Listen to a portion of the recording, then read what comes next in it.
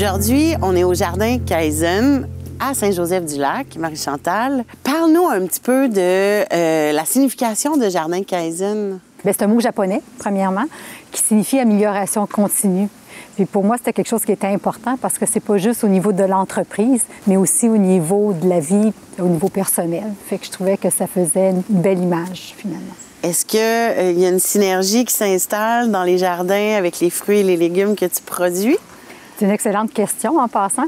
Je ne m'étais pas vraiment arrêtée à ça, mais je trouve ça intéressant de l'amener parce qu'au fond, ben oui, c'est un peu la philosophie qu'on veut mettre en place, que ce soit autant avec les employés aussi, que les gens soient bien, qu'ils fassent partie de la famille, finalement. Puis, quelles sont les spécialités ici au jardin? Bien, évidemment, il y a des légumes, étant donné qu'on fait partie du réseau de famille, puis on fait des paniers, fait qu'il y a des légumes. Il y a aussi des fruits. On a un verger, donc des pommes, puis éventuellement des poires. On a des camérises, on a des argousiers. À un moment donné, on va finir par avoir des kiwis nordiques. On a des melons, différents melons, que ce soit cantaloupe, melon de miel ou melon d'eau. On a des cerises de terre aussi également. Fait que disons qu'on a quand même une assez belle variété. Vous êtes certifié biologique. Oui, effectivement. Vous faites des paniers. Oui. Expliquez-moi un petit peu comment ça fonctionne, le panier bio et la carte verte prépayée. C'est un principe de panier flexible.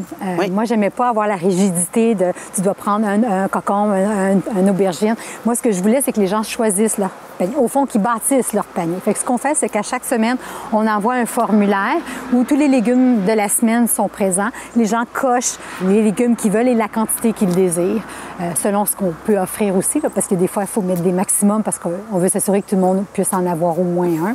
Puis là, à ce moment-là, les gens viennent au point de chute chercher leur panier qui ont monté. Puis des fois, bien, ils peuvent ajouter ou enlever selon les besoins. Tu étais pharmacienne de profession. Oui. Et tu es devenue, dis-moi exactement le terme. Je suis devenue pharmacienne. J'aime tellement ça. C'est un beau jeu de mots. Puis ici, c'est en lien avec la ferme. Fait qu'on fait une médication, mais plus naturelle. Tout à fait. Bien, je trouve qu'on va plus à la base.